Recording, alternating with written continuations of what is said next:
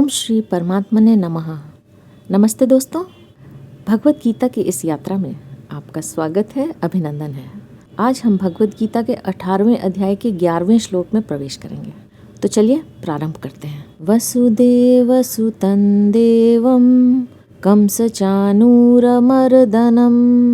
देवकी परमानन्दं कृष्णं वन्दे जगद्गुरुम्।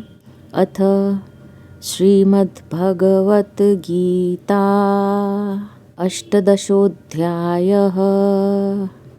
श्रीभगवान् उवाच न हि देहभृता शक्यं त्यक्तुं कर्माण्यशेषतः यस्तु कर्मफलत्यागी स त्यागीत्यभिधीयते। श्री भगवान बोले, कारण कि देहधारी मनुष्य के द्वारा संपूर्ण कर्मों का त्याग करना संभव नहीं है, इसलिए जो कर्म फल का त्यागी है वही त्यागी है, ऐसा कहा जाता है। नहि देह भृता शक्यम त्यक्तुम कर्माण्य शेषतः। देहधारी अर्थात देह के साथ तादात्म्य रखने वाले मनुष्यों के द्वारा कर्मों का सर्वथा त्याग होना संभव नहीं है, क्योंकि शरीर प्रकृति का कार्य है और प्रकृति स्वतः क्रियाशील है। अतः शरीर के साथ तादात्म्य अर्थात एकता रखने वाला क्रिया से रहित कैसे हो सकता है? हाँ, यह हो सकता है कि मनुष्य यज्ञ, दान, तप, तीर्थ आदि कर्मों को छोड़ दे, परंतु वह खाना पीना, चलना फिरना, आना जाना, उठना बैठना, सोना जागना आदि आवश्यक शारीरिक क्रियाओं को कैसे छोड़ सकता है? दूसरी बात, भीतर से कर्मों का संबंध छोड़ना ही वास्तव में छोड़ना है। बाहर से संबंध नहीं छोड़ा जा सकता। यदि बाहर से संबंध छोड़ भी दिया जाए तो वह कब तक छूटा रहेगा? जैसे कोई समाधि लगा ले तो उस समय बाहर की क्रियाओं का संबंध छूट जाता है, परंतु समाधि भी एक क्रिया है, एक कर्म है, क्योंकि इसमें प्रकृति जन्य कारण शरीर का संबंध रहता है, इसलिए समाधि से भी व्युत्थान होता है। यहाँ देहभृता पद को देहाभिमानी अर्थात देह के साथ तादात्म्य मानने वाले सामान्य मनुष्यों का ही वाचक समझना चाहिए। गुणातीत मनुष्य की देह से भी क्रियाएं होती रहती हैं, परंतु देह के साथ तादात्म्य न रहने से उसका उन क्रियाओं से कोई संबंध नहीं होता, अर्थात वह उन क्रियाओं का कर्ता नहीं बनता। कोई भी देहधारी मनुष्य कर्मों का स्वरूप से संबंध विच्छेद नहीं कर सकता। गीता 3 अध्याय का 5वां श्लोक। कर्मों का आरंभ किए बिना निष्कर्मता योग निष्ठा प्राप्त नहीं होती और कर्मों का त्याग मात्र से सिद्धि यानी सांख्य निष्ठा भी प्राप्त नहीं होती। गीता 3 अध्याय का 4वां श्लोक। यहाँ मार्मिक बात यह है कि पुरुष यानी चेतन सदा निर्विकार और एक रस रहने वाला है, परंतु प्रकृति विकारी और सदा परिवर्तनशील है। जिसमें अच्छी रीति से क्रियाशीलता हो उसको प्रकृति कहते हैं। प्रकर्षेण करणम इति प्रकृति ही। उस प्रकृति के कार्य शरीर के साथ जब तक पुरुष अपना संबंध तादात्म्य मानता रहेगा तब तक वह कर्मों का सर्वथा त्याग कर ही नहीं सकता। कारण कि शरीर में अहमता ममता होने के कारण मनुष्य शरीर से होने वाली प्रत्येक क्रिया को अपनी क्रिया मानता है, इसलिए वह कभी किसी अवस्था में भी क्रिया रहित नहीं हो सकता। दूसरी बात, केवल पुरुष ने ही प्रकृति के साथ अपना संबंध जोड़ा है, प्रकृति ने पुरुष के साथ संबंध नहीं जोड़ा है। जहाँ विवेक रहता है वहाँ पुरुष ने विवेक की उपेक्षा करके प्रकृति से संबंध की सद्भावना कर ली, अर्थात संबंध को सत्य मान लिया। संबंध को सत्य मानने से ही बंधन हुआ है। वह संबंध 2 तरह का होता है, अपने को शरीर मानना और शरीर को अपना मानना। अपने को शरीर मानने से अहमता और शरीर को अपना मानने से ममता होती है। इस अहमता ममता संबंध का घनिष्ठ होना ही देहधारी का स्वरूप है। ऐसा देहधारी मनुष्य कर्मों को सर्वथा नहीं छोड़ सकता। यस्तु कर्म फल त्यागी स त्यागीत्यभिधीयते। यहाँ तू अव्यय का प्रयोग करने का तात्पर्य है कि जो सामान्य सांसारी मनुष्य हैं उनकी अपेक्षा कर्म फल का त्याग करने वाला मनुष्य श्रेष्ठ है, विलक्षण है, कारण कि उसका उद्देश्य परमात्म तत्व की प्राप्ति करने का अर्थात अपना कल्याण करने का होता है। जो किसी भी कर्म और फल के साथ अपना संबंध नहीं रखता वही त्यागी है। जब तक मनुष्य कुशल अकुशल के साथ, अच्छे मंदे के साथ अपना संबंध रखता है तब तक वह त्यागी नहीं है। यह पुरुष जिस प्राकृत क्रिया और पदार्थ को अपना मानता है उसमें उसकी प्रियता हो जाती है। उसी प्रियता का नाम है आसक्ति। यह आसक्ति ही वर्तमान के कर्मों को लेकर कर्मासक्ति और भविष्य में मिलने वाले फल की इच्छा को लेकर फलासक्ति कहलाती है। जब मनुष्य फल त्याग का उद्देश्य बना लेता है तब उसके सब कर्म संसार के हित के लिए होने लगते हैं, अपने लिए नहीं। कारण कि उसको यह बात अच्छी तरह समझ में आ जाती है कि कर्म करने की सब सामग्री संसार से मिली है और संसार की ही है, अपनी नहीं। इन कर्मों का भी आदि और अंत होता है तथा उनका फल भी उत्पन्न और नष्ट होने वाला होता है, परंतु स्वयं सदा निर्विकार रहता है, न उत्पन्न होता है, न नष्ट होता है और न कभी विकृत ही होता है। ऐसा विवेक होने पर फलेच्छा का त्याग सुगमता से हो जाता है। फल का त्याग करने में उस विवेकी मनुष्य में कभी अभिमान नहीं आता, क्योंकि कर्म और उसका फल दोनों ही अपने से प्रतिक्षण वियुक्त हो रहे हैं, अतः उनके साथ हमारा संबंध वास्तव में है ही कहाँ। इसलिए भगवान कहते हैं कि जो कर्म फल का त्यागी है वही त्यागी कहा जाता है। निर्विकार का विकारी कर्म फल के साथ संबंध कभी था नहीं, है नहीं, हो सकता नहीं और होना संभव भी नहीं है। केवल अविवेक के कारण संबंध माना हुआ था। उस अविवेक के मिटने से मनुष्य की अभिधा अर्थात नाम त्यागी हो जाता है। सत्यागीत्यभिधीयते। पुरुष और प्रकृति का संबंध केवल पुरुष की तरफ से माना हुआ है, प्रकृति की तरफ से माना हुआ नहीं। जब दोनों तरफ से माना हुआ व्यक्ति और परिवार का संबंध भी एक तरफ से छोड़ने पर छूट जाता है, तब केवल एक तरफ से माना हुआ पुरुष और प्रकृति का संबंध छोड़ने पर छूट जाए, इसमें कहना ही क्या है। यहाँ परिशिष्ट भाव यह है कि यह श्लोक कर्म योग की दृष्टि से कहा गया है। कर्म योग में कर्म फल की इच्छा का त्याग होता है और ज्ञान योग में कर्तृत्व अभिमान का त्याग होता है। कर्म फल त्याग का तात्पर्य है कर्म फल की इच्छा का त्याग, कारण कि कर्म फल का त्याग हो ही नहीं सकता। जैसे शरीर भी कर्म फल है, फिर उसका त्याग कैसे होगा? भोजन करने पर तृप्ति का त्याग कैसे होगा? खेती करने पर अन्न का त्याग कैसे होगा? अतः साधक को कर्म फल की इच्छा का त्याग करना है। फलेच्छा का त्याग करने से साधक सुखी दुखी नहीं होगा। इसलिए गीता में फलेच्छा के त्याग को ही फल का त्याग कहा गया है। बाहर का त्याग वास्तव में त्याग नहीं है, प्रत्युत भीतर का त्याग ही त्याग है। अगर कोई बाहर से त्याग करके एकांत में चला जाए तो भी संसार का बीज शरीर तो उसके साथ ही है। मरने वाले का अपने शरीर सहित सब वस्तुओं का त्याग हो जाता है, पर उससे मुक्ति नहीं होती। अतः हमारी कामना, ममता, आसक्ति ही बांधने वाली है, संसार नहीं। इसलिए अपने लिए कुछ न करने से कर्मों से संबंध विच्छेद हो जाता है। यज्ञा या चरतक कर्म समग्रम प्रविलीयते। गीता चौथे अध्याय का 23वां श्लोक। श्लोक में कहा गया कि कर्म फल का त्याग करने वाला ही वास्तव में त्यागी है। अगर मनुष्य कर्म फल का त्याग न करे तो क्या होता है, भगवान इसे आगे के श्लोक में बताते हैं। अनिष्टम इष्टम मिश्रम च त्रिविधम कर्मण फलम त्यागिनाम प्रेत्य न तो संन्यासिनाम क्वचित।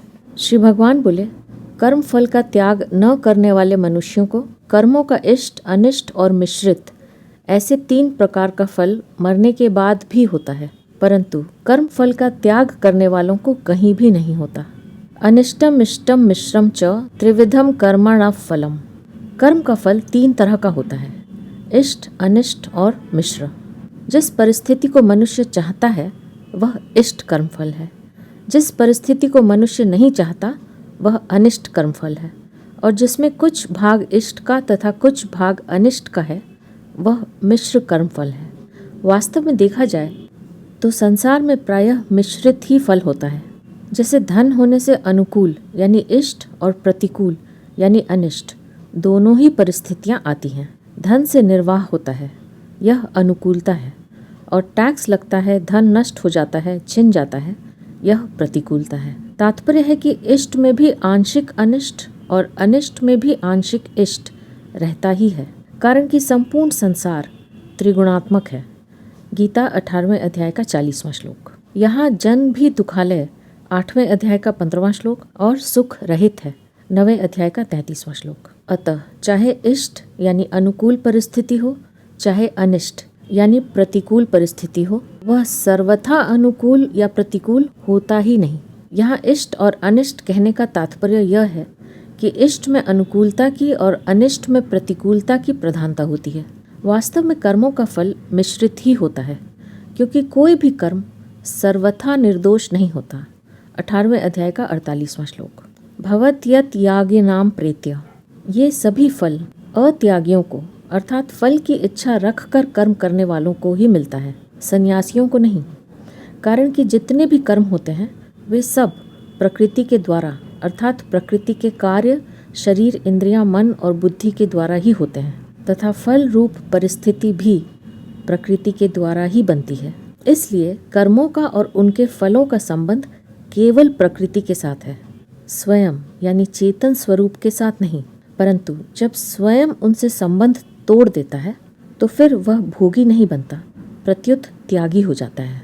पीछे के 2 यानी 10वें और 11वें श्लोकों में जिन त्यागियों की बात आई है, उनके समान जो त्यागी नहीं है अर्थात जिन्होंने कर्म फल का त्याग नहीं किया है, ऐसे अत्यागी मनुष्यों के सामने इष्ट, अनिष्ट और मिश्रित तीनों कर्म फल अनुकूल और प्रतिकूल परिस्थिति के रूप में आते रहते हैं, जिनसे वे सुखी दुखी होते रहते हैं। उनसे सुखी दुखी होना ही वास्तव में बंधन है। वास्तव में अनुकूलता से सुखी होना ही प्रतिकूलता में दुखी होने का कारण है, क्योंकि परिस्थिति जन्य सुख भोगने वाला कभी दुख से बच ही नहीं सकता।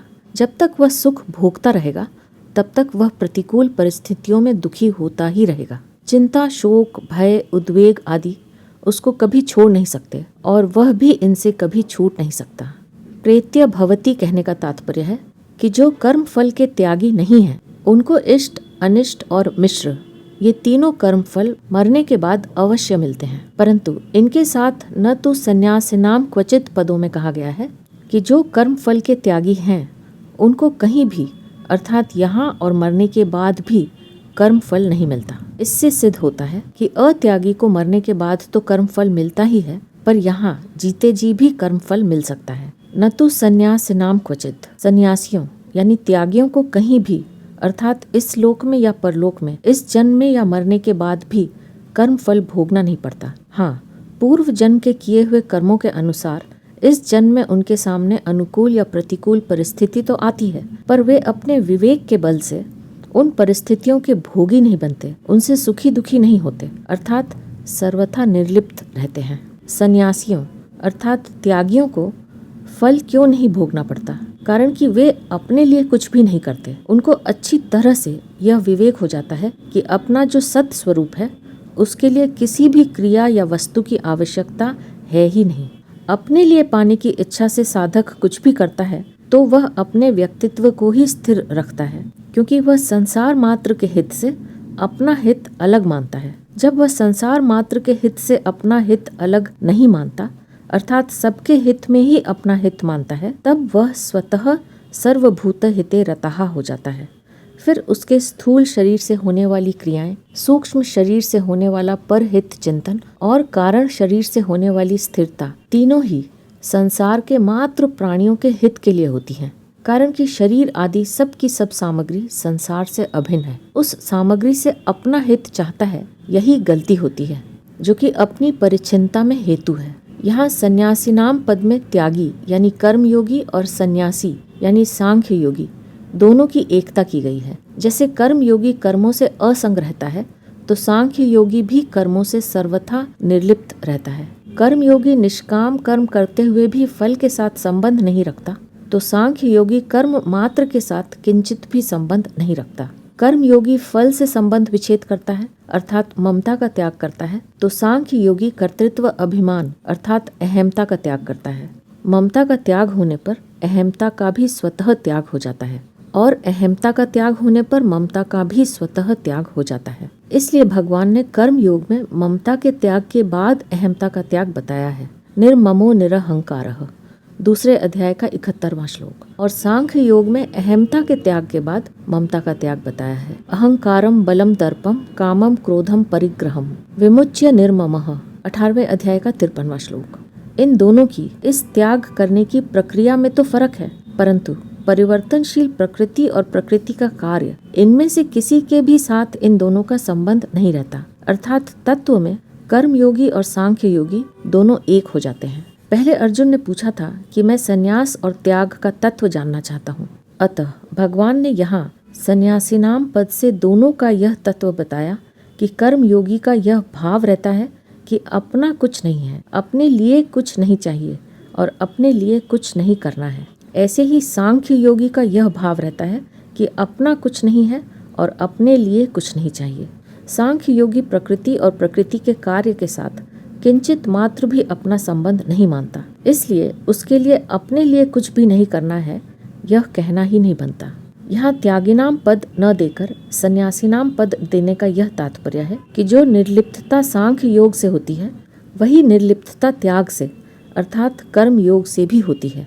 गीता 5वें अध्याय का 4-5वां श्लोक। दूसरी बात, यहाँ तक भगवान ने कर्म योग से निर्लिप्तता बताई, अब सन्यासी नाम पद कहकर आगे सांख्य योग से निर्लिप्तता बताने का बीज भी डाल देते हैं। कर्म संबंधी विशेष बात, पुरुष और प्रकृति ये दो हैं। इनमें से पुरुष में कभी परिवर्तन नहीं होता और प्रकृति कभी परिवर्तन रहित नहीं होती और प्रकृति कभी परिवर्तन रहित नहीं होती। जब यह पुरुष प्रकृति के साथ संबंध जोड़ लेता है तब प्रकृति की क्रिया पुरुष का कर्म बन जाती है, क्योंकि प्रकृति के साथ संबंध मानने से तादात्म्य हो जाता है।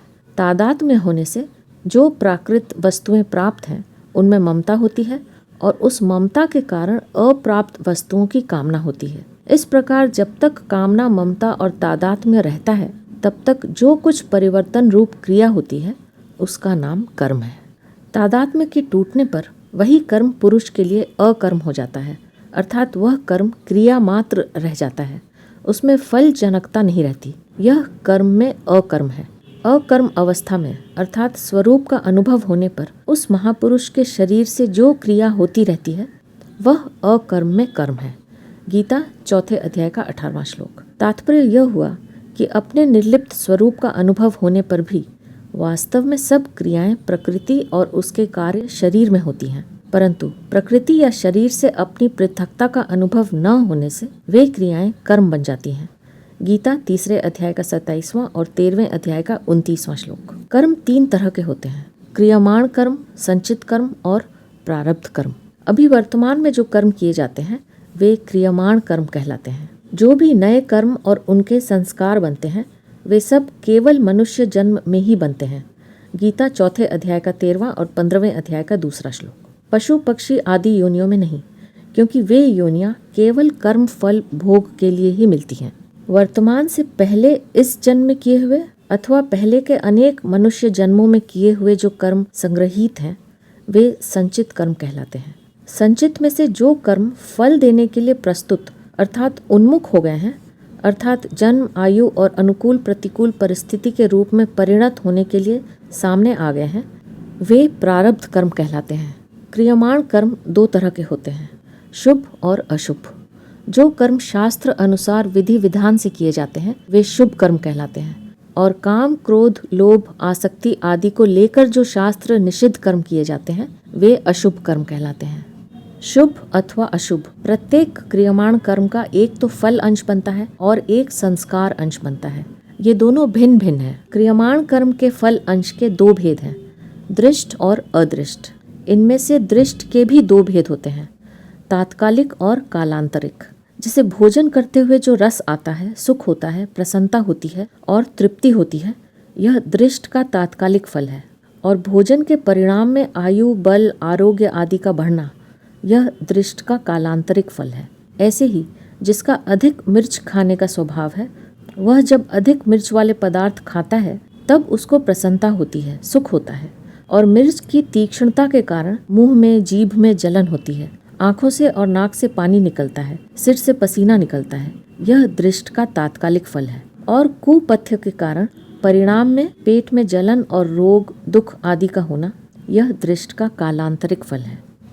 इसी प्रकार अदृष्ट के भी 2 भेद होते हैं, लौकिक और पारलौकिक। जीते जी ही फल मिल जाए, इस भाव से यज्ञ, दान, तप, तीर्थ, व्रत, मंत्र जप आदि शुभ कर्मों को विधि विधान से किया जाए और उसका कोई प्रबल प्रतिबंध न हो, तो यहाँ ही पुत्र, धन, यश, प्रतिष्ठा आदि अनुकूल की प्राप्ति होना और रोग, निर्धनता आदि प्रतिकूल की निवृत्ति होना, यह अदृष्ट का लौकिक फल है।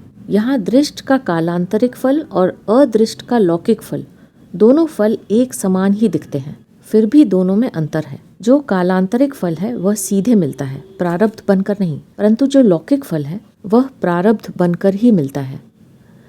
और मरने के बाद स्वर्ग आदि की प्राप्ति हो जाए, इस भाव से यथार्थ विधि विधान और श्रद्धा विश्वास पूर्वक जो यज्ञ दान तप आदि शुभ कर्म किए जाएं, तो मरने के बाद स्वर्ग आदि लोकों की प्राप्ति होना यह अदृष्ट का पारलौकिक फल है। ऐसे ही डाका डालने, चोरी करने, मनुष्य की हत्या करने आदि अशुभ कर्मों का फल यहाँ ही कैद, जुर्माना, फांसी आदि होना यह अदृष्ट का लौकिक फल है। और पापों के कारण मरने के बाद नरकों में जाना और पशु पक्षी कीट पतंग आदि बनना यह अदृष्ट का पारलौकिक फल है। पाप पुण्य के इस लौकिक और पारलौकिक फल के विषय में एक बात और समझने की है कि जिन पापों का फल यहीं कैद, जुर्माना, अपमान, निंदा आदि के रूप में भोग लिया है, उन पापों का फल मरने के बाद भोगना नहीं पड़ता, परंतु व्यक्ति के पाप कितनी मात्रा के थे और उनका भोग कितनी मात्रा का हुआ, अर्थात उन पाप कर्मों का फल उसने पूरा भोगा या अधूरा भोगा, इसका पूरा पता मनुष्य को नहीं लगता, क्योंकि मनुष्य के पास इसका कोई माप तौल नहीं है, परंतु भगवान को इसका पूरा पता है। अतः भगवान के कानून के अनुसार उन पापों का फल यहाँ जितने अंश में कम भोगा गया है, उतना इस जन्म में या मरने के बाद भोगना ही पड़ेगा। इसलिए मनुष्य को ऐसी शंका नहीं करनी चाहिए कि मेरा पाप तो कम था पर दंड अधिक भोगना पड़ा, अथवा मैंने पाप तो किया नहीं पर दंड मुझे मिल गया, कारण कि यह सर्वज्ञ, सर्वसुहृद, सर्वसमर्थ भगवान का विधान है कि पाप से अधिक दंड कोई नहीं भोगता, और जो दंड मिलता है वह किसी न किसी पाप का ही फल होता है। इसी तरह धन संपत्ति, मान, आदर, प्रशंसा, निरोगता आदि अनुकूल परिस्थिति के रूप में पुण्य कर्मों का जितना फल यहाँ भोग लिया है, उतना अंश तो यहाँ नष्ट हो ही गया, और जितना बाकी रह गया है वह परलोक में फिर भोगा जा सकता है। यदि पुण्य कर्मों का पूरा फल यहीं भोग लिया गया है, तो पुण्य कर्म यहीं पर समाप्त हो जाएंगे। क्रियमाण कर्म के संस्कार अंश के भी दो भेद हैं, शुद्ध एवं पवित्र संस्कार और अशुद्ध एवं अपवित्र संस्कार। शास्त्र विहित कर्म करने से जो संस्कार पड़ते हैं वे शुद्ध एवं पवित्र होते हैं, और शास्त्र, नीति, लोक मर्यादा के विरुद्ध कर्म करने से जो संस्कार पड़ते हैं वे अशुद्ध एवं अपवित्र होते हैं। इन दोनों शुद्ध और अशुद्ध संस्कारों को लेकर स्वभाव बनता है, अर्थात प्रकृति या आदत बनती है। उन संस्कारों में से अशुद्ध अंश का सर्वथा नाश करने पर स्वभाव शुद्ध, निर्मल, पवित्र हो जाता है, परंतु जिन पूर्वकृत कर्मों से स्वभाव बना है, उन कर्मों की भिन्नता के कारण जीवन मुक्त मनुष्यों के स्वभाव में भी भिन्नता रहती है। इन विभिन्न स्वभावों के कारण ही उनके द्वारा विभिन्न कर्म होते हैं, पर वे कर्म दोषी नहीं होते, प्रत्युत सर्वथा शुद्ध होते हैं, और उन कर्मों से दुनिया का कल्याण होता है। संस्कार अंश से जो स्वभाव बनता है वह एक दृष्टि से महान प्रबल होता है। स्वभावो मूर्धि न वर्तते, अतः उसे मिटाया नहीं जा सकता। जैसे व्याघ्र घने वन में संतुष्ट रहता है, सिंह गहन गुफा का सेवन करता है, हंस खिली हुई कमलिनी को चाहता है, गीध श्मशान भूमि में रहना पसंद करता है, सज्जन मनुष्य अच्छे आचरणों वाले सज्जन मनुष्यों में और नीच मनुष्य नीच लोगों में ही रहना चाहते हैं। सच है, स्वभाव से पैदा हुई जिसकी जैसी प्रकृति है, उस प्रकृति को कोई नहीं छोड़ता। इसी प्रकार ब्राह्मण, क्षत्रिय आदि वर्णों का जो स्वभाव है, उसमें कर्म करने की मुख्यता रहती है। इसलिए भगवान ने अर्जुन से कहा है कि जिस कर्म को तू मोहवश नहीं करना चाहता, उसको भी अपने स्वाभाविक कर्म से बंधा हुआ पर वश होकर करेगा। गीता 18वें अध्याय का 60वां श्लोक। अब इसमें विचार करने की एक बात है कि एक ओर तो स्वाभाविक महान प्रबलता है कि उसको कोई छोड़ ही नहीं सकता, और दूसरी ओर मनुष्य जन्म के उद्योग की महान प्रबलता है कि मनुष्य सब कुछ करने में स्वतंत्र है। अतः इन दोनों में किसकी विजय होगी और किसकी पराजय होगी, इसमें विजय पराजय की बात नहीं है। अपनी अपनी जगह दोनों ही प्रबल हैं, परंतु यहाँ स्वभाव न छोड़ने की जो बात है वह जाति विशेष के स्वभाव की बात है। तात्पर्य है कि जीव जिस वर्ण में जन्मा है, जैसा रज वीर्य था, उससे बना हुआ जो स्वभाव है उसको कोई बदल नहीं सकता। अतः वह स्वभाव दोषी नहीं है, निर्दोष है। जैसे ब्राह्मण, क्षत्रिय आदि वर्णों का जो स्वभाव है वह स्वभाव नहीं बदल सकता, और उसको बदलने की आवश्यकता भी नहीं है, तथा उसको बदलने के लिए शास्त्र भी नहीं कहते, परंतु उस स्वभाव में जो अशुद्ध अंश यानी राग द्वेष है, उसको मिटाने की सामर्थ्य भगवान ने मनुष्य को दी है। अतः जिन दोषों से मनुष्य का स्वभाव अशुद्ध बना है, उन दोषों को मिटाकर मनुष्य स्वतंत्रता पूर्वक अपने स्वभाव को शुद्ध बना सकता है। मनुष्य चाहे तो कर्म योग की दृष्टि से अपने प्रयत्न से राग द्वेष को मिटाकर स्वभाव शुद्ध बना ले। गीता 3 अध्याय का 34वां श्लोक। चाहे भक्ति योग की दृष्टि से सर्वथा भगवान के शरण होकर अपना स्वभाव शुद्ध बना ले। गीता 18वें अध्याय का 62वां श्लोक। इस प्रकार प्रकृति यानी स्वभाव की प्रबलता भी सिद्ध हो गई और मनुष्य की स्वतंत्रता भी सिद्ध हो गई। तात्पर्य यह हुआ कि शुद्ध स्वभाव को रखने में प्रकृति की प्रबलता है और अशुद्ध स्वभाव को मिटाने में मनुष्य की स्वतंत्रता है। जैसे लोहे की तलवार को पारस छुआ दिया जाए तो तलवार सोना बन जाती है, परंतु उसकी मार, धार और आकार ये तीनों नहीं बदलते। इस प्रकार सोना बनाने में पारस की प्रधानता रही और मार, धार, आकार में तलवार की प्रधानता रही।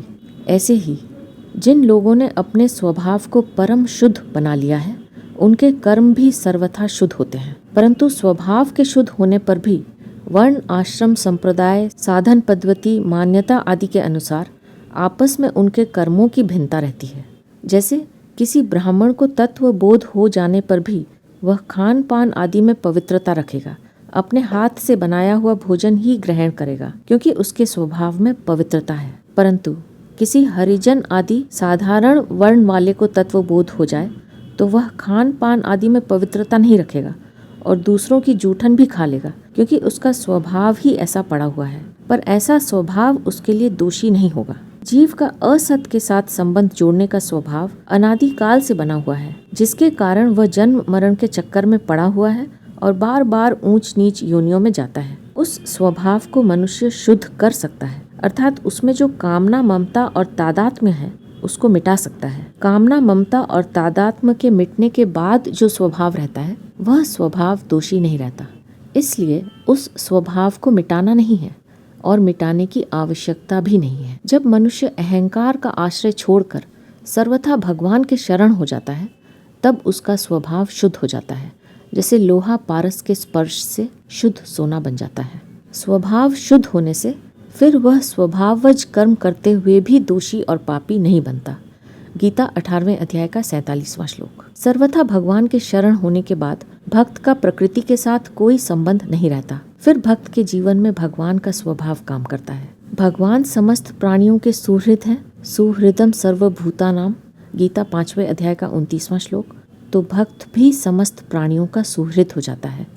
सुहृदस सर्वदेही नाम। श्रीमद् भागवत 3:25-21। इसी तरह कर्म योग की दृष्टि से जब मनुष्य राग द्वेष को मिटा देता है, तब उसके स्वभाव की शुद्धि हो जाती है, जिससे अपने स्वार्थ का भाव मिटकर केवल दुनिया के हित का भाव स्वतः हो जाता है। जैसे भगवान का स्वभाव प्राणी मात्र का हित करने का है, ऐसे ही उसका स्वभाव भी प्राणी मात्र का हित करने का हो जाता है। जब उसकी सब चेष्टाएं प्राणी मात्र के हित में हो जाती हैं, तब उसकी भगवान की सर्वभूत सुहृदता शक्ति के साथ एकता हो जाती है। उसके स्वभाव में भगवान की सुहृदता शक्ति कार्य करने लगती है। वास्तव में भगवान की वह सर्वभूत सुहृदता शक्ति मनुष्य मात्र के लिए समान रीति से खुली हुई है, परंतु अपने अहंकार और राग द्वेष के कारण उस शक्ति में बाधा लग जाती है, अर्थात वह शक्ति कार्य नहीं करती। महापुरुषों में अहंकार यानी व्यक्तित्व और राग द्वेष नहीं रहते, इसलिए उनमें यह शक्ति कार्य करने लग जाती है। अनेक मनुष्य जन्मों में किए हुए जो कर्म यानी फल अंश और संस्कार अंश अंतःकरण में संग्रहित रहते हैं, वे संचित कर्म कहलाते हैं। उनमें फल अंश से तो प्रारब्ध बनता है और संस्कार अंश से स्फुरणा होती है। उन स्फुरणाओं में भी वर्तमान में किए गए जो नए क्रियमाण कर्म संचित में भर्ती हुए हैं, प्रायः उन्हीं की स्फुरणा होती है।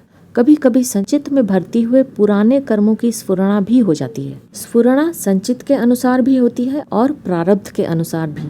संचित के अनुसार जो स्फुरणा होती है वह मनुष्य को कर्म करने के लिए बाध्य नहीं करती, परंतु संचित की स्फुरणा में भी यदि राग द्वेष हो जाए तो वह संकल्प बनकर मनुष्य को कर्म करने के लिए बाध्य कर सकती है। प्रारब्ध के अनुसार जो स्फुरणा होती है वह फल भोग कराने के लिए मनुष्य को कर्म करने के लिए बाध्य करती है, परंतु वह विहित कर्म करने के लिए ही बाध्य करती है, निषिद्ध कर्म करने के लिए नहीं, कारण कि विवेक प्रधान मनुष्य शरीर निषिद्ध कर्म करने के लिए नहीं है। अतः अपनी विवेक शक्ति को प्रबल करके निषिद्ध का त्याग करने की जिम्मेवारी मनुष्य पर है और ऐसा करने में वह स्वतंत्र है। इसी तरह जब नींद आती है तो उसमें भी स्फुरणा होती है। नींद में जागृत अवस्था के दब जाने के कारण संचित की वह स्फुरणा स्वप्न रूप से दिखने लग जाती है। उसी को स्वप्नावस्था कहते हैं। जागृत अवस्था में भी जागृत, स्वप्न और सुषुप्ति तीनों अवस्थाएं होती हैं। जैसे मनुष्य जागृत अवस्था में बड़ी सावधानी से काम करता है तो यह जागृत में जागृत अवस्था है। जागृत अवस्था में मनुष्य जिस काम को करता है उस काम के अलावा अचानक जो दूसरी स्फुरणा होने लगती है वह जागृत में स्वप्न अवस्था है। जागृत अवस्था में कभी कभी काम करते हुए भी उस काम की तथा पूर्व कर्मों की कोई भी स्फुरणा नहीं होती, बिल्कुल वृत्ति रहित अवस्था हो जाती है। वह जागृत में सुषुप्ति अवस्था है। कर्म करने का वेग अधिक रहने से जागृत अवस्था में जागृत और स्वप्न अवस्था तो अधिक होती है, पर सुषुप्ति अवस्था बहुत कम होती है। अगर कोई साधक जागृत की स्वाभाविक सुषुप्ति को स्थायी बना ले तो उसका साधन बहुत तेज हो जाएगा, क्योंकि जागृत सुषुप्ति में साधक का परमात्मा के साथ निरावरण रूप से स्वतः संबंध हो जाता है। ऐसे तो सुषुप्ति अवस्था में भी संसार का संबंध टूट जाता है, परंतु बुद्धि वृत्ति अज्ञान में लीन हो जाने से स्वरूप का स्पष्ट अनुभव नहीं होता। जागृत सुषुप्ति में बुद्धि जागृत रहने से स्वरूप का स्पष्ट अनुभव होता है। यह जागृत सुषुप्ति समाधि से भी विलक्षण है, क्योंकि यह स्वतः होती है और समाधि में अभ्यास के द्वारा वृत्तियों को एकाग्र तथा निरुद्ध करना पड़ता है। इसलिए समाधि में पुरुषार्थ साथ में रहने के कारण शरीर में स्थिति होती है, परंतु जागृत सुषुप्ति में अभ्यास और अहंकार के बिना वृत्तियां स्वतः निरुद्ध होने के कारण स्वरूप में स्थिति होती है, अर्थात स्वरूप का अनुभव होता है। स्वप्नावस्था में बुद्धि की सावधानी न रहने के कारण क्रम, व्यतिक्रम और अनुक्रम ये नहीं रहते। जैसे शरीर तो दिल्ली का दिखता है और बाजार बम्बई का, तथा उस बाजार में दुकानें कलकत्ता की दिखती हैं। कोई जीवित आदमी दिख जाता है अथवा किसी मरे हुए आदमी से मिलना हो जाता है, बातचीत हो जाती है, आदि आदि। जागृत अवस्था में हर एक मनुष्य के मन में अनेक तरह की स्फुरणाएं होती रहती हैं। जब जागृत अवस्था में शरीर, इंद्रियां और मन पर से बुद्धि का अधिकार हट जाता है, तब मनुष्य जैसा मन में आता है वैसा बोलने लगता है। इस तरह उचित अनुचित का विचार करने की शक्ति काम न करने से वह सीधा सरल पागल कहलाता है। परंतु जिसके शरीर, इंद्रियां और मन पर बुद्धि का अधिकार रहता है, वह जो उचित समझता है वही बोलता है और जो अनुचित समझता है वह नहीं बोलता। बुद्धि सावधान रहने से वह सावचेत रहता है, इसलिए वह चतुर पागल है। इस प्रकार मनुष्य जब तक परमात्म प्राप्ति नहीं कर लेता तब तक वह अपने को स्फुरणाओं से बचा नहीं सकता। परमात्म प्राप्ति होने पर बुरी स्फुरणाएं सर्वथा मिट जाती हैं। इसलिए जीवन मुक्त महापुरुष के मन में अपवित्र बुरे विचार कभी आते ही नहीं। अगर उसके कहलाने वाले शरीर में प्रारब्धवश, व्याधि आदि किसी कारणवश कभी बेहोशी, उन्माद आदि हो जाता है तो उसमें भी वह न तो शास्त्र निषिद्ध बोलता है और न शास्त्र निषिद्ध कुछ करता ही है, क्योंकि अंतःकरण शुद्ध हो जाने से शास्त्र निषिद्ध बोलना या करना उसके स्वभाव में नहीं रहता। संचित में से जो कर्म फल देने के लिए सम्मुख होते हैं उन कर्मों को प्रारब्ध कर्म कहते हैं। प्रकर्षेण आरब्धः प्रारब्धः, अर्थात अच्छी तरह से फल देने के लिए जिसका आरंभ हो चुका है वह प्रारब्ध है। प्रारब्ध कर्मों का फल तो अनुकूल या प्रतिकूल परिस्थिति के रूप में सामने आता है, परंतु उन प्रारब्ध कर्मों को भोगने के लिए प्राणियों की प्रवृत्ति 3 प्रकार से होती है। पहली स्वेच्छा पूर्वक, दूसरी अनिच्छा यानी दैवेच्छा पूर्वक और तीसरी परेच्छा पूर्वक। उदाहरणार्थ, किसी व्यापारी ने माल खरीदा तो उसमें मुनाफा हो गया, ऐसे ही किसी दूसरे व्यापारी ने माल खरीदा तो उसमें घाटा लग गया। इन दोनों में मुनाफा होना और घाटा लगना तो उनके शुभ अशुभ कर्मों से बने हुए प्रारब्ध के फल हैं, परंतु माल खरीदने में उनकी प्रवृत्ति स्वेच्छा पूर्वक हुई है। कोई सज्जन कहीं जा रहा था तो आगे आने वाली नदी में बाढ़ के प्रवाह के कारण एक धन का टोकरा बहकर आया और उस सज्जन ने उसे निकाल लिया। ऐसे ही कोई सज्जन कहीं जा रहा था तो उस पर वृक्ष की एक टहनी गिर पड़ी और उसको चोट लग गई। इन दोनों में धन का मिलना और चोट का लगना तो उनके शुभ अशुभ कर्मों से बने हुए प्रारब्ध के फल हैं, परंतु धन का टोकरा मिलना और वृक्ष की टहनी गिरना यह प्रवृत्ति अनिच्छा यानी दैवेच्छा पूर्वक हुई है। किसी धनी व्यक्ति ने किसी बच्चे को गोद ले लिया, अर्थात उसको पुत्र रूप में स्वीकार कर लिया, जिससे उसका सब धन उस बच्चे को मिल गया। ऐसे ही चोरों ने किसी का सब धन लूट लिया। इन दोनों में बच्चे को धन मिलना और चोरी में धन का चला जाना तो उनके शुभ अशुभ कर्मों से बने हुए प्रारब्ध के फल हैं, परंतु गोद में जाना और चोरी होना यह प्रवृत्ति परेच्छा पूर्वक हुई है। यहाँ एक बात और समझ लेनी चाहिए कि कर्मों का फल कर्म नहीं होता, प्रत्युत परिस्थिति होती है। अर्थात प्रारब्ध कर्मों का फल परिस्थिति रूप से सामने आता है। अगर नए यानी क्रियमाण कर्मों को प्रारब्ध का फल मान लिया जाए तो फिर ऐसा करो ऐसा मत करो यह शास्त्रों का, गुरुजनों का विधि निषेध निरर्थक हो जाएगा। दूसरी बात, पहले जैसे कर्म किए थे उन्हीं के अनुसार जन्म होगा और उन्हीं के अनुसार कर्म होंगे तो वे कर्म फिर आगे नए कर्म पैदा कर देंगे, जिससे यह कर्म परंपरा चलती ही रहेगी, अर्थात इसका कभी अंत ही नहीं आएगा। प्रारब्ध कर्म से मिलने वाले फल के दो भेद हैं, प्राप्त फल और अप्राप्त फल। अभी प्राणियों के सामने जो अनुकूल या प्रतिकूल परिस्थिति आ रही है वह प्राप्त फल है, और इसी जन्म में जो अनुकूल या प्रतिकूल परिस्थिति भविष्य में आने वाली है वह अप्राप्त फल है। क्रियमाण कर्मों का जो फल अंश संचित में जमा रहता है वही प्रारब्ध बनकर अनुकूल, प्रतिकूल और मिश्रित परिस्थिति के रूप में मनुष्य के सामने आता है। अतः जब तक संचित कर्म रहते हैं तब तक प्रारब्ध बनता ही रहता है और प्रारब्ध परिस्थिति के रूप में परिणत होता ही रहता है। यह परिस्थिति मनुष्य को सुखी दुखी होने के लिए बाध्य नहीं करती। सुखी दुखी होने में तो परिवर्तनशील परिस्थिति के साथ संबंध जोड़ना ही मुख्य कारण है। परिस्थिति के साथ संबंध जोड़ने अथवा न जोड़ने में यह मनुष्य सर्वथा स्वाधीन है, पराधीन नहीं है। जो परिवर्तनशील परिस्थिति के साथ अपना संबंध मान लेता है वह अविवेकी मनुष्य तो सुखी दुखी होता ही रहता है, परंतु जो परिस्थिति के साथ संबंध नहीं मानता वह विवेकी मनुष्य कभी सुखी दुखी नहीं होता। अतः उसकी स्थिति स्वतः साम्य अवस्था में होती है, जो कि उसका स्वरूप है। कर्मों में मनुष्य के प्रारब्ध की प्रधानता है या पुरुषार्थ की, अथवा प्रारब्ध बलवान है या पुरुषार्थ, इस विषय में बहुत सी शंकाएं हुआ करती हैं। उनके समाधान के लिए पहले यह समझना आवश्यक है कि प्रारब्ध और पुरुषार्थ क्या है। मनुष्य में 4 तरह की चाहना हुआ करती है, एक धन की, दूसरी धर्म की, तीसरी भोग की और चौथी मुक्ति की। प्रचलित भाषा में इन्हीं चारों को अर्थ, धर्म, काम और मोक्ष के नाम से कहा जाता है।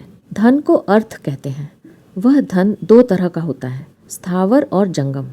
सोना, चांदी, रुपए, जमीन, जायदाद, मकान आदि स्थावर हैं और गाय, भैंस, घोड़ा, ऊंट, भेड़, बकरी आदि जंगम है। सकाम अथवा निष्काम भाव से जो यज्ञ, तप, दान, व्रत, तीर्थ आदि किए जाते हैं उसको धर्म कहते हैं। सांसारिक सुख भोग को काम कहते हैं। वह सुख भोग 8 तरह का होता है, शब्द, स्पर्श, रूप, रस, गंध, मान, बड़ाई और आराम। शब्द 2 तरह का होता है, वर्णात्मक और ध्वन्यात्मक। व्याकरण, कोश, साहित्य, उपन्यास, गल्प, कहानी आदि वर्णात्मक शब्द हैं।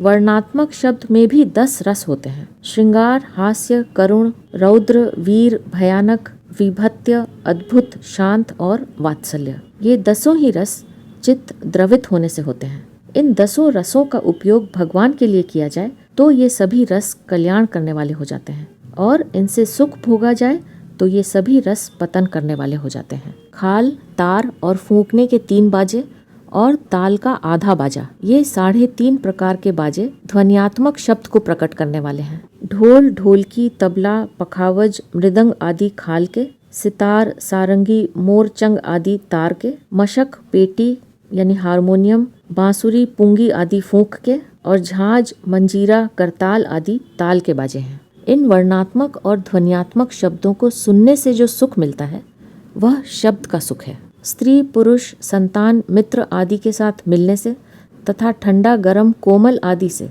अर्थात उनका त्वचा के साथ संयोग होने से जो सुख मिलता है वह स्पर्श का सुख है। नेत्रों से खेल, तमाशा, सिनेमा, बाजीगरी, वन, पहाड़, सरोवर, मकान आदि की सुंदरता को देखकर जो सुख होता है वह रूप का सुख है। मधुर यानी मीठा, अम्ल यानी खट्टा, लवण यानी नमकीन, कटु यानी कड़वा, तिक्त यानी तीखा और कषाय यानी कसैला, इन 6 रसों को चखने से जो सुख मिलता है वह रस का सुख है। नाक से अतर, तेल, फुलेल, लैवेंडर, पुष्प आदि सुगंध वाले और लहसुन, प्याज आदि दुर्गंध वाले पदार्थों को सूंघने से जो सुख होता है वह गंध का सुख है। शरीर का आदर सत्कार होने से जो सुख होता है वह मान का सुख है। नाम की प्रशंसा वाह वाह होने से जो सुख होता है वह बड़ाई का सुख है। शरीर से परिश्रम न करने से अर्थात निकम्मे पड़े रहने से जो सुख होता है वह आराम का सुख है। आत्म साक्षात्कार, तत्व ज्ञान, कल्याण, उद्धार, मुक्ति, भगवत दर्शन, भगवत प्रेम आदि का नाम मोक्ष है।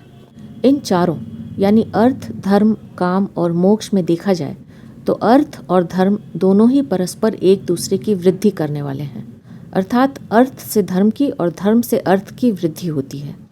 परंतु धर्म का पालन कामना पूर्ति के लिए किया जाए तो वह धर्म भी कामना पूर्ति करके नष्ट हो जाता है, और अर्थ को कामना पूर्ति में लगाया जाए तो वह अर्थ भी कामना पूर्ति करके नष्ट हो जाता है। तात्पर्य है कि कामना धर्म और अर्थ दोनों को खा जाती है। इसलिए गीता में भगवान ने कामना को महाशना अर्थात बहुत खाने वाला बताते हुए उसके त्याग की बात विशेषता से कही है। 3 अध्याय के 37वें से 43वें श्लोक तक।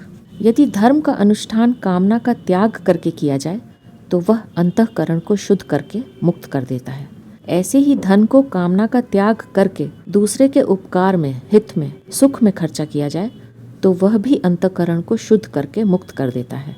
अर्थ, धर्म, काम और मोक्ष, इन चारों में अर्थ यानी धन और काम यानी भोग की प्राप्ति में प्रारब्ध की मुख्यता और पुरुषार्थ की गौणता है, तथा धर्म और मोक्ष में पुरुषार्थ की मुख्यता और प्रारब्ध की गौणता है।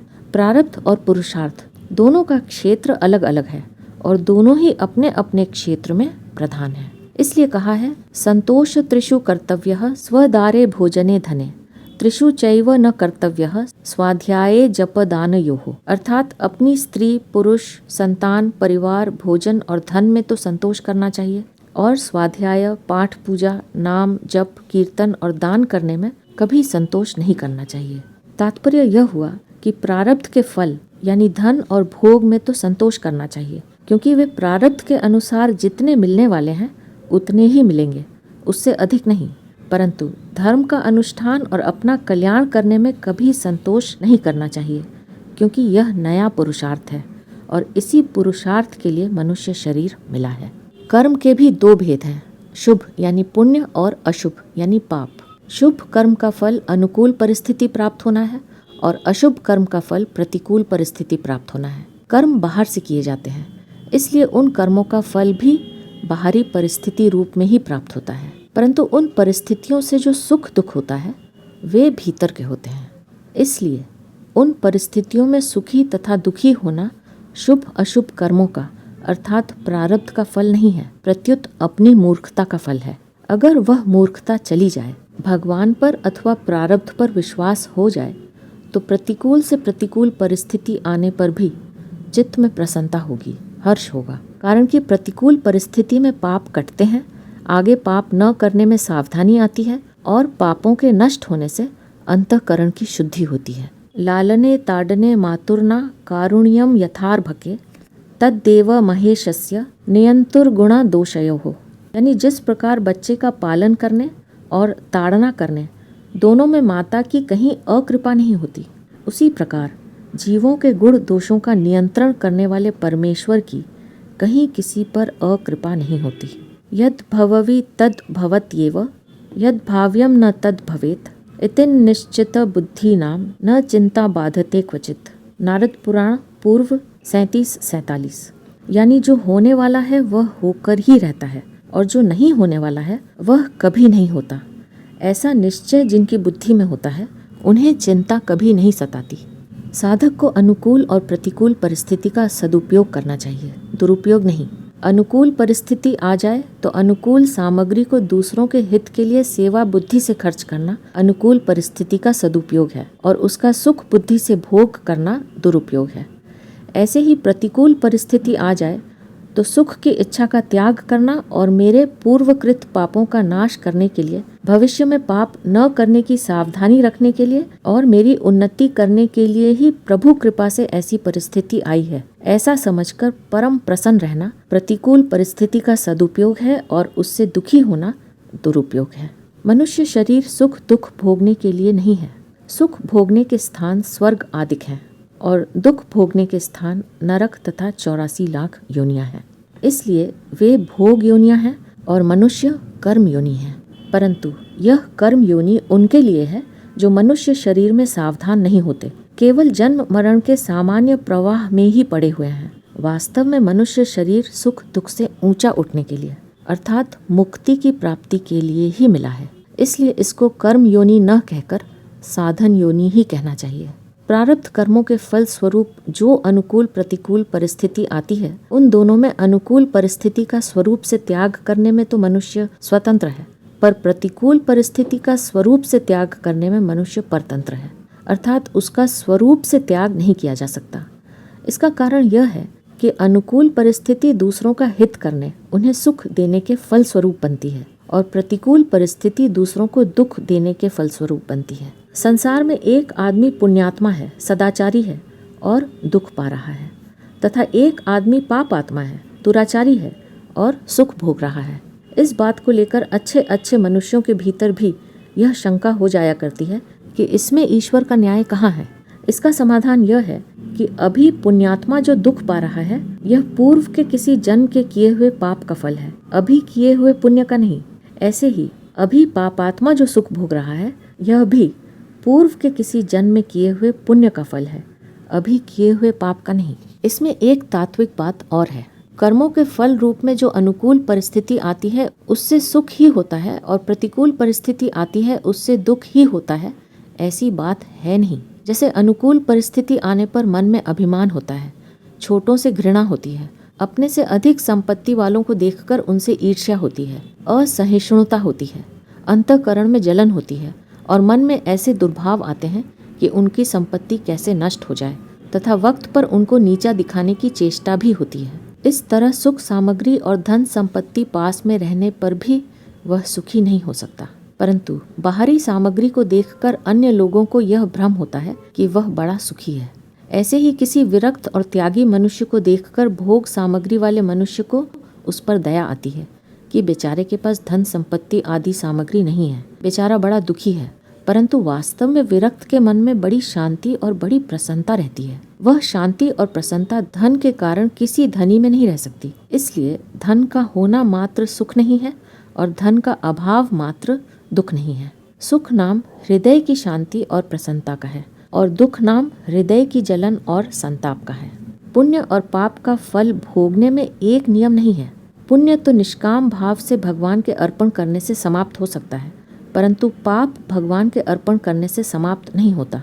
पाप का फल तो भोगना ही पड़ता है, क्योंकि भगवान की आज्ञा के विरुद्ध किए हुए कर्म भगवान के अर्पण कैसे हो सकते हैं, और अर्पण करने वाला भी भगवान के विरुद्ध कर्मों को भगवान के अर्पण कैसे कर सकता है। प्रत्युत भगवान की आज्ञा के अनुसार किए हुए कर्म ही भगवान के अर्पण होते हैं। हम भगवत आज्ञा अनुसार शुभ कर्मों को तो भगवान के अर्पण करके उनके बंधन से छूट सकते हैं, पर अशुभ कर्मों का फल तो हमें भोगना ही पड़ेगा। इसलिए शुभ और अशुभ कर्मों में एक कायदा, एक कानून नहीं है। अगर ऐसा नियम बन जाए कि भगवान के अर्पण करने से ऋण और पाप कर्म छूट जाएं, तो फिर सभी प्राणी मुक्त हो जाएं, परंतु ऐसा संभव नहीं है। हाँ, इसमें एक मार्मिक बात है कि अपने आप को सर्वथा भगवान के अर्पित कर देने पर, अर्थात सर्वथा भगवान के शरण हो जाने पर, पाप पुण्य सर्वथा नष्ट हो जाते हैं। गीता 18वें अध्याय का 66वां श्लोक। दूसरी शंका यह होती है कि धन और भोगों की प्राप्ति प्रारब्ध कर्म के अनुसार होती है। ऐसी बात समझ में नहीं आती, क्योंकि हम देखते हैं कि इनकम टैक्स, सेल्स टैक्स आदि की चोरी करते हैं तो धन बच जाता है, और टैक्स पूरा देते हैं तो धन चला जाता है। तो धन का आना जाना प्रारब्ध के अधीन कहाँ हुआ? यह तो चोरी के ही अधीन हुआ।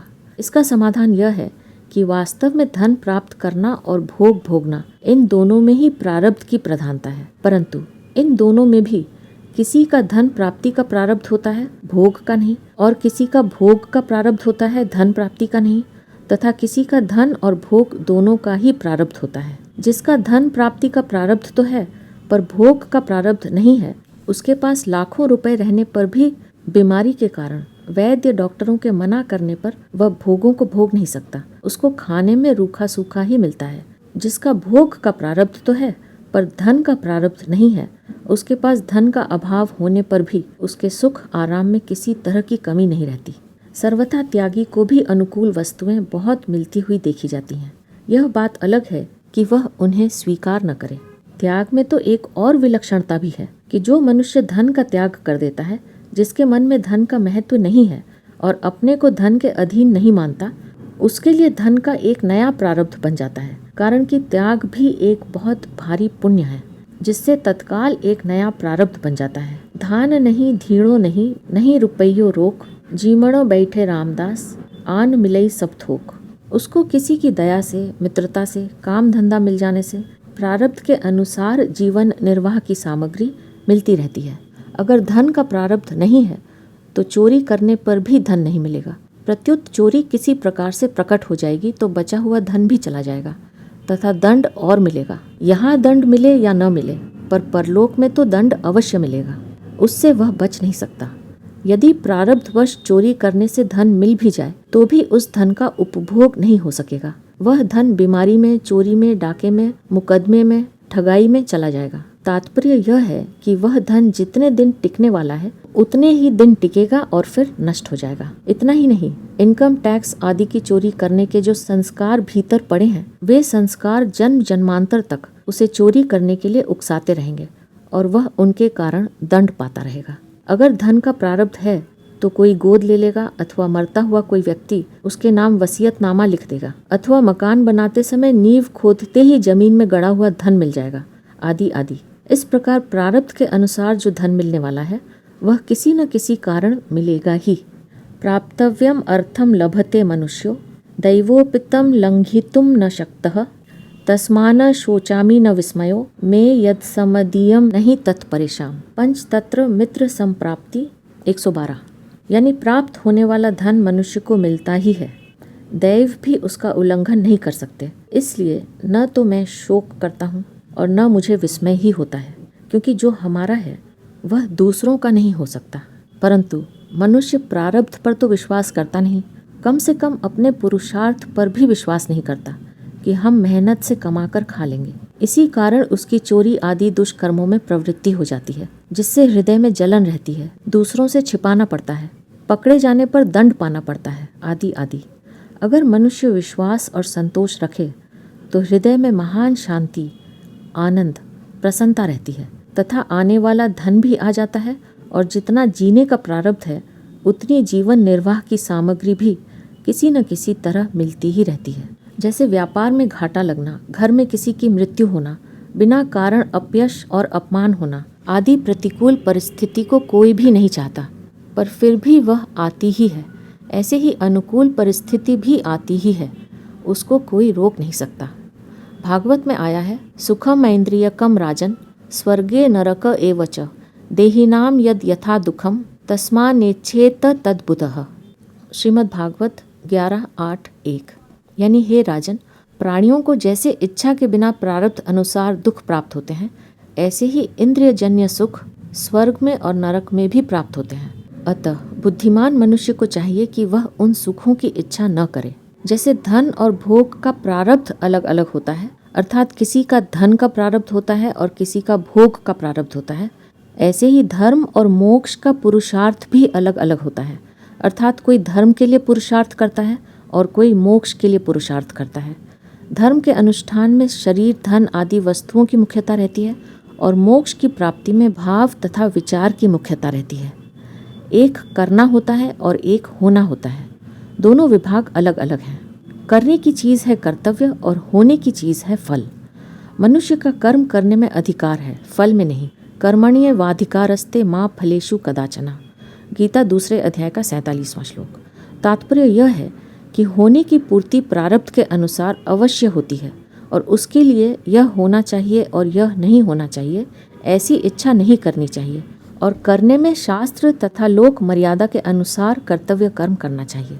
करना पुरुषार्थ के अधीन है और होना प्रारब्ध के अधीन है। इसलिए मनुष्य करने में स्वाधीन है और होने में पराधीन है।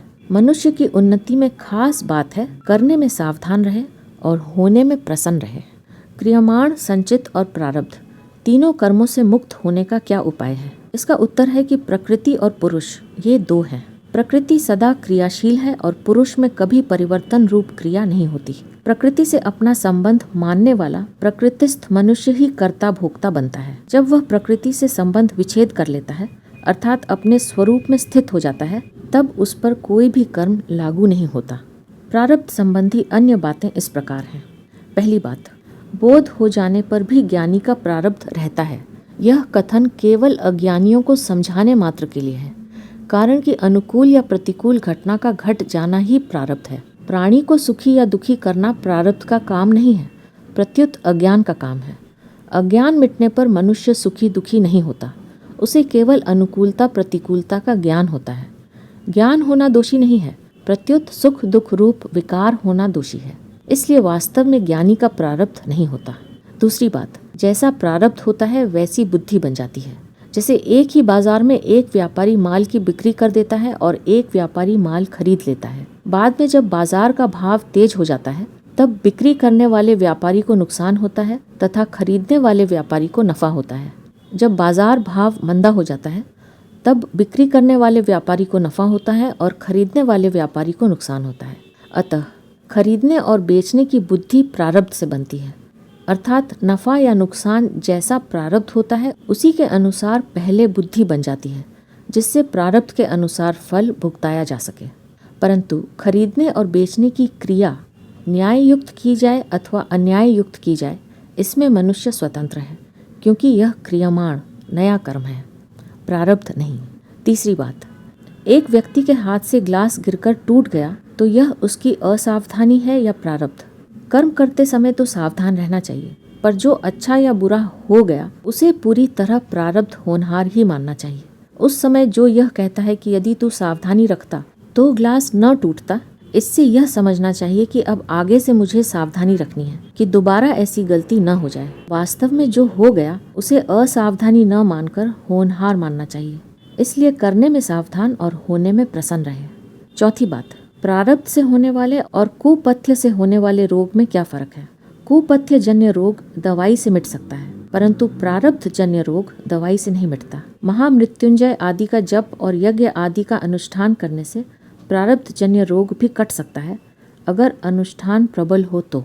रोग के दो प्रकार हैं, आधि यानी मानसिक रोग और व्याधि यानी शारीरिक रोग। आधि के भी दो भेद हैं, एक तो शोक चिंता आदि और दूसरा पागलपन। चिंता शोक आदि तो अज्ञान से होते हैं और पागलपन प्रारब्ध से होता है। अतः ज्ञान होने पर चिंता शोक आदि तो मिट जाते हैं, पर प्रारब्ध के अनुसार पागलपन हो सकता है। हाँ, पागलपन होने पर भी ज्ञानी के द्वारा कोई अनुचित शास्त्र निषिद्ध क्रिया नहीं होती। पांचवी बात, आकस्मिक मृत्यु और अकाल मृत्यु में क्या फर्क है? कोई व्यक्ति सांप काटने से मर जाए, अचानक ऊपर से गिरकर मर जाए, पानी में डूबकर मर जाए, हार्ट अटैक होने से मर जाए, किसी दुर्घटना आदि से मर जाए, तो यह आकस्मिक मृत्यु है। स्वाभाविक मृत्यु की तरह आकस्मिक मृत्यु भी प्रारब्ध के अनुसार यानी आयु पूरी होने पर होती है। कोई व्यक्ति जानकर आत्महत्या कर ले, अर्थात फांसी लगाकर, कुएं में कूदकर, गाड़ी के नीचे आकर, छत से कूदकर, जहर खाकर, शरीर में आग लगाकर मर जाए, तो यह उसकी अकाल मृत्यु है। यह मृत्यु आयु के रहते हुए ही होती है। आत्महत्या करने वाले को मनुष्य की हत्या का पाप लगता है, अतः यह नया पाप कर्म है, प्रारब्ध नहीं। मनुष्य शरीर परमात्मा प्राप्ति के लिए ही मिला है, अतः उसको आत्महत्या करके नष्ट करना बहुत भारी पाप है। कई बार आत्महत्या करने की चेष्टा करने पर भी मनुष्य बच जाता है, मरता नहीं। इसका कारण यह है कि उसका दूसरे मनुष्य के प्रारब्ध के साथ संबंध जुड़ा हुआ रहता है, अतः उसके प्रारब्ध के कारण वह बच जाता है। जैसे भविष्य में किसी का पुत्र होने वाला है और वह आत्महत्या करने का प्रयास करे, तो उस आगे होने वाले लड़के का प्रारब्ध उसको मरने नहीं देगा। अगर उस व्यक्ति के द्वारा भविष्य में कोई विशेष अच्छा काम होने वाला हो, लोगों का उपकार होने वाला हो, अथवा इसी जन्म में इसी शरीर में प्रारब्ध का कोई उत्कट भोग यानी सुख या दुख आने वाला हो, तो आत्महत्या का प्रयास करने पर भी वह मरेगा नहीं। छठी बात, एक आदमी ने दूसरे आदमी को मार दिया तो यह उसने पिछले जन्म के वैर का बदला लिया और मरने वाले ने पुराने कर्मों का फल पाया। फिर मारने वाले का क्या दोष? मारने वाले का दोष है। दंड देना शासक का काम है, सर्वसाधारण का काम नहीं। एक आदमी को 10 बजे फांसी मिलनी है, एक दूसरे आदमी ने उस फांसी की सजा पाने वाले आदमी को जल्लादों के हाथ से छुड़ा लिया और ठीक 10 बजे उसका कत्ल कर दिया। ऐसी हालत में उस कत्ल करने वाले आदमी को भी फांसी होगी कि यह आज्ञा तो राज्य ने जल्लादों को दी थी, पर तुम्हें किसने आज्ञा दी थी? मारने वाले को यह याद नहीं है कि मैं पूर्व जन्म का बदला ले रहा हूँ, फिर भी मारता है तो यह उसका दोष है। दूसरे को मारने का अधिकार किसी को भी नहीं है। मरना कोई भी नहीं चाहता। दूसरे को मारना अपने विवेक का अनादर है। मनुष्य मात्र को विवेक शक्ति प्राप्त है और उस विवेक के अनुसार अच्छे या बुरे कार्य करने में वह स्वतंत्र है। अतः विवेक का अनादर करके दूसरे को मारना अथवा मारने की नीयत रखना दोष है। यदि पूर्व जन्म का बदला एक दूसरे से ऐसे ही चुकाते रहें तो यह श्रृंखला कभी खत्म नहीं होगी और मनुष्य कभी मुक्त नहीं हो सकेगा। पिछले जन्म का बदला अन्य योनियों में, जैसे सांप आदि योनियों में लिया जा सकता है। मनुष्य योनि बदला लेने के लिए नहीं है। हाँ, यह हो सकता है कि पिछले जन्म का हत्यारा व्यक्ति हमें स्वाभाविक ही अच्छा नहीं लगेगा, बुरा लगेगा, परंतु बुरे लगने वाले व्यक्ति से द्वेष करना या उसे कष्ट देना दोष है, क्योंकि यह नया कर्म है। जैसा प्रारब्ध है उसी के अनुसार उसकी बुद्धि बन गई, फिर दोष किस बात का? बुद्धि में जो द्वेष है उसके वश में हो गया, यह दोष है। उसे चाहिए कि वह उसके वश में न होकर विवेक का आदर करे। गीता भी कहती है कि बुद्धि में जो राग द्वेष रहते हैं, 3 अध्याय का 40वां श्लोक, उनके वश में न होना। तयोर्न वशम आगच्छेत, 3 अध्याय का 34वां श्लोक। 7वीं बात, प्रारब्ध और भगवत कृपा में क्या अंतर है? इस जीव को जो कुछ मिलता है वह प्रारब्ध के अनुसार मिलता है, पर प्रारब्ध विधान के विधाता स्वयं भगवान है। कारण कि कर्म जड़ होने से स्वतंत्र फल नहीं दे सकते, वे तो भगवान के विधान से ही फल देते हैं। जैसे एक व्यक्ति किसी के खेत में दिन भर काम करता है तो उसको शाम के समय काम के अनुसार पैसे मिलते हैं, पर मिलते हैं खेत के मालिक से, खेत से नहीं। पैसे तो काम करने से ही मिलते हैं, बिना काम किए पैसे मिलते हैं क्या? परंतु बिना मालिक के पैसे देगा कौन? यदि कोई जंगल में जाकर दिन भर मेहनत करे तो क्या उसको पैसे मिल जाएंगे? नहीं मिल सकते। उसमें यह देखा जाएगा कि किसके कहने से काम किया और किसकी जिम्मेवारी रही। अगर कोई नौकर काम को बड़ी तत्परता, चतुरता और उत्साह से करता है, पर करता है केवल मालिक की प्रसन्नता के लिए, तो मालिक उसको मजदूरी से अधिक पैसे भी दे देता है और तत्परता आदि गुणों को देखकर उसको अपने खेत का हिस्सेदार भी बना देता है। ऐसे ही भगवान मनुष्य को उसके कर्मों के अनुसार फल देते हैं। अगर कोई मनुष्य भगवान की आज्ञा के अनुसार उन्हीं की प्रसन्नता के लिए सब कार्य करता है, उसे भगवान दूसरों की अपेक्षा अधिक ही देते हैं। परंतु जो भगवान के सर्वथा समर्पित होकर सब कार्य करता है, उस भक्त के भगवान भी भक्त बन जाते हैं। एवं स्वभक्त्यो राजन भगवान भक्त भक्तिमान, श्रीमद् भागवत 10:86-59। संसार में कोई भी नौकर को अपना मालिक नहीं बनाता, परंतु भगवान शरणागत भक्त को अपना मालिक बना लेते हैं। ऐसी उदारता केवल प्रभु में ही है। ऐसे प्रभु के चरणों की शरण न होकर जो मनुष्य प्राकृत उत्पत्ति विनाशशील पदार्थों के पराधीन रहते हैं, उनकी बुद्धि सर्वथा ही भ्रष्ट हो चुकी है। वे इस बात को समझ ही नहीं सकते कि हमारे सामने प्रत्यक्ष उत्पन्न और नष्ट होने वाले पदार्थ हमें कहाँ तक सहारा दे सकते हैं। जिस प्रकार कर्म योग में कर्मों का अपने साथ संबंध नहीं रहता, ऐसे ही सांख्य सिद्धांत में भी कर्मों का अपने साथ किंचित मात्र भी संबंध नहीं रहता। इसका विवेचन भगवान आगे के श्लोक में करते हैं, जिन्हें लेकर हम अपनी अगली प्रस्तुति में फिर उपस्थित होंगे। अब मैं आपसे आज्ञा लूंगी। आप अपना ध्यान रखिए, हमेशा खुश रहिए, मुस्कुराते रहिए। आपका बहुत बहुत धन्यवाद। ओम श्री परमात्मने नमः।